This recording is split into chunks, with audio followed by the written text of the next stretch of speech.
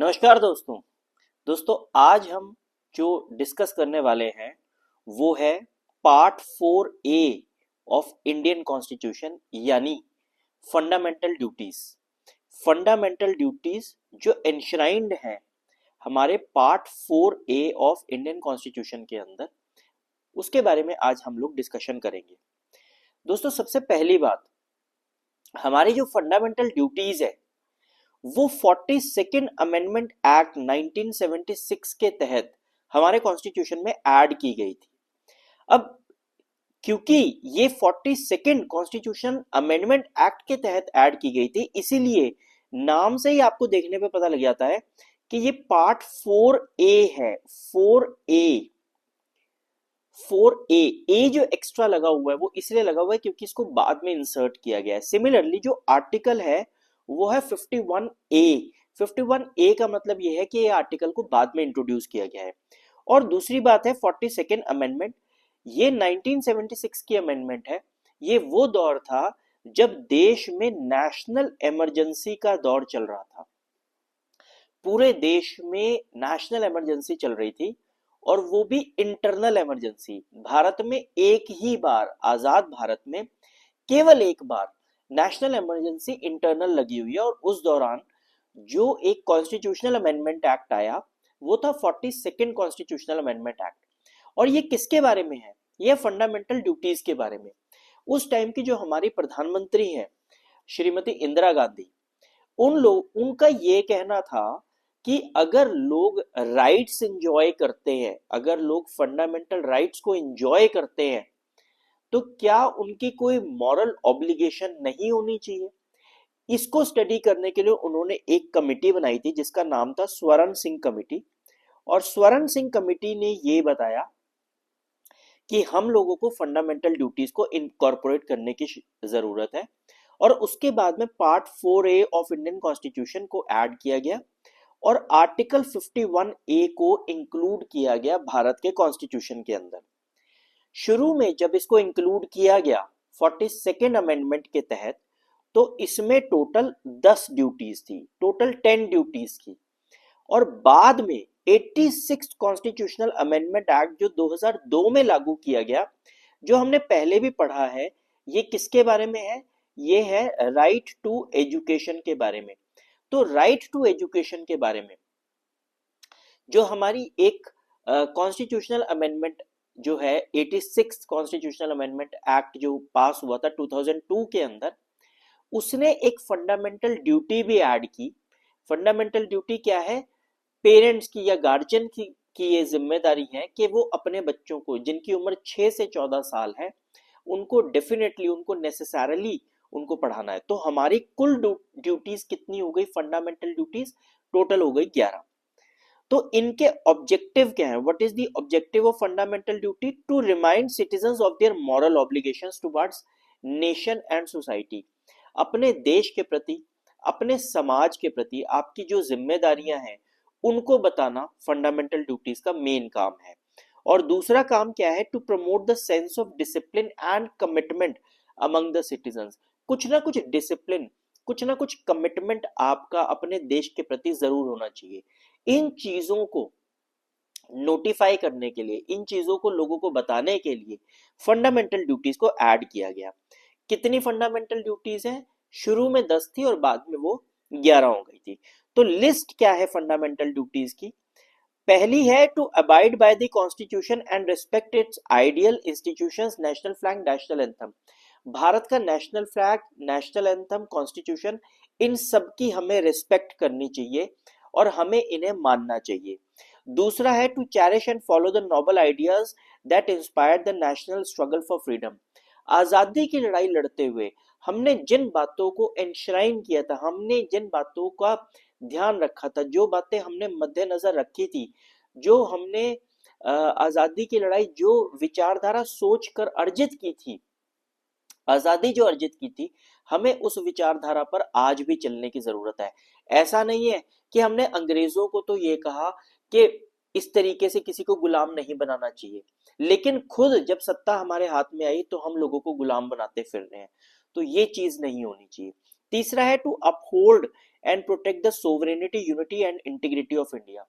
भारत की जो यूनिटी है, जो इंटीग्रिटी है, उसको बचा के रखना, ये भी हमारी जिम्मेदारी है, हमारी नैतिक जिम्मेदारी है ये। नेक्स्ट है to defend the country and render national service when called upon. अगर कभी भारत में लड़ाई लग जाए और ये जरूरत हो कि आपको आर्मी ज्वाइन करनी पड़े, तो आपको आर्मी ज्वाइन जरूर करनी चाहिए। जहां पर भी देश आपसे कुछ बलिदान, कोई सेक्रीफाइस मांगता है, आपको आगे बढ़कर वो सेक्रीफाइस करना चाहिए। नेक्स्ट है to promote harmony and spirit of common brotherhood among all people of India across religious and linguistic regional lines. मतलब कि भाषा के आधार पर, धर्म के आधार पर, एथनिसिटी के आधार पर, किसी भी आधार पर हमें देश के लोगों को आपस में डिवाइड नहीं करना है और हमें एक कॉमन ब्रदरहुड और यूनिटी बनाकर रखनी है। ये हमारी बहुत बड़ी एक जिम्मेदारी है। फिर उसके बाद अगली है to value and preserve the rich heritage of India's composite culture. Bharat का जो भिन्नता वाला कल्चर है, जो अलग अलग भारत में कल्चर है, उनको हमने प्रिजर्व करके रखना है और यूनाइट करके रखना है और उनकी हमने वैल्यू, उनको हमने एक वैल्यू देनी है। नेक्स्ट है to protect and improve the natural environment. अब देखिए ध्यान रखिएगा, क्योंकि ये फंडामेंटल ड्यूटीज 1976 में आई थी और 1970s की शुरुआत के अंदर देश में और दुनिया में इस बात का रियलाइजेशन हो गया था कि कुछ ना कुछ प्रॉब्लम एनवायरनमेंट के बारे में आने वाले समय में हो सकती है। तो प्रिजर्वेशन की बात यहां पर आनी शुरू हो चुकी है। तो इसीलिए हमारी एक फंडामेंटल ड्यूटी ये भी है कि हम अपने फॉरेस्ट्स को, अपने लेक्स को, अपने forests, lakes, rivers, wild life, इन सबको प्रोटेक्ट करके चले। तो ये भी हम लोगों की एक फंडामेंटल ड्यूटी है। नेक्स्ट है to develop scientific temper, humanism and spirit of inquiry. हमारी ये कोशिश होनी चाहिए कि हम अपनी जो विचारधारा है, जो अपनी सोच है, उसको साइंटिफिक लाइंस पर, वैज्ञानिक सोच पर लेकर जाए और चीजों को क्वेश्चन करना शुरू करें और रूढ़िवादी और बेकार की बातों से अपने आप को दूर रखें और ह्यूमैनिटी को ज्यादा प्रमोट करें। मतलब ह्यूमन रिलेशंस को, या हम ये कहें कि जो ह्यूमैनिटी है, जिसको हम बोलते हैं कि मानवता, मानवता को प्रोटेक्ट करने के बारे में हमें विचारधारा रखनी चाहिए। नेक्स्ट है to safeguard public property to abjure violence. हमें देश की जो प्रॉपर्टी है और जो पब्लिक प्रॉपर्टी और जो प्राइवेट प्रॉपर्टी है हमारे इस देश के अंदर, हमें उसे प्रोटेक्ट करके रखना है, हमें तोड़फोड़ नहीं मचानी है, ये मतलब है। नेक्स्ट है to strive towards excellence in all spheres of individual and collective activity. मतलब हम जिस भी फील्ड में हैं, कलेक्टिवली और इंडिविजुअली, हमें उसमें आगे बढ़ने की कोशिश करनी चाहिए। और आखिरी फंडामेंटल ड्यूटी, जो 11वीं फंडामेंटल ड्यूटी है, वो है to provide opportunities for education. बच्चे जो 6 से 14 साल के बच्चे हैं, उनको नेसेसरली एजुकेशन देना, ये हमारी एक बहुत बड़ी जिम्मेदारी है। हमने इस जिम्मेदारी को 86 कॉन्स्टिट्यूशनल अमेंडमेंट एक्ट 2002 के अंदर अपने फंडामेंटल ड्यूटी में ऐड किया था। तो ये हमारी 11 फंडामेंटल ड्यूटीज हैं जो हमारे कॉन्स्टिट्यूशन के अंदर पार्ट 4A आर्टिकल 51A के अंदर एनश्राइंड है। अगर कुछ और की पॉइंट्स की बात करें तो सबसे पहली चीज ये कि हमारी जो फंडामेंटल ड्यूटीज है ये नॉन जस्टिसिएबल है। नॉन जस्टिसिएबल का मतलब ये है कि अगर कोई सिटीजन फंडामेंटल ड्यूटी को फॉलो नहीं करता तो उसके खिलाफ किसी भी प्रकार का कोई केस फाइल नहीं किया जा सकता, कोई FIR फाइल नहीं की जा सकती या कोर्ट में कंप्लेंट दर्ज नहीं करवाई जा सकती। तो फिर ये क्या है फंडामेंटल ड्यूटीज? ये केवल मॉरल ऑब्लिगेशंस हैं, सिटीजन्स को बताने का है कि हाँ आपको ये काम करना चाहिए, बट अगर आप नहीं करते हो तो हम कुछ ज्यादा कर नहीं सकते, बट आपको ये चीज करनी चाहिए। नेक्स्ट है it aimed at encouraging active participation in nation building. In fundamental duties का सबसे मेन काम ये था कि ये नेशन बिल्डिंग के अंदर लोगों का पार्टिसिपेशन हासिल करें और केवल गवर्नमेंट को ही जिम्मेदार ना ठहराए। हम अपनी हर कमी के लिए गवर्नमेंट को जिम्मेदार मान लेते हैं, ये सोच बिल्कुल गलत है। इस सोच को काटने की जरूरत है और इसीलिए फंडामेंटल ड्यूटीज को कहीं ना कहीं कॉन्स्टिट्यूशन में जगह दी गई थी। ये directive principles of state policy को कॉम्प्लीमेंट करते हैं। Directive principles of state policy देश को आगे बढ़ाने में हेल्प करते हैं और कहीं ना कहीं फंडामेंटल ड्यूटीज का भी यही रोल है कि किसी तरीके से लोगों का पार्टिसिपेशन करवा के देश को आगे बढ़ाया जाए। जहां directive principles of state policy government की बात करता है, गवर्नमेंट को गाइडेंस प्रोवाइड करता है, वहां फंडामेंटल ड्यूटीज जो है वो लोगों को गाइडेंस प्रोवाइड करता है कि आपको किस तरीके से काम करना है।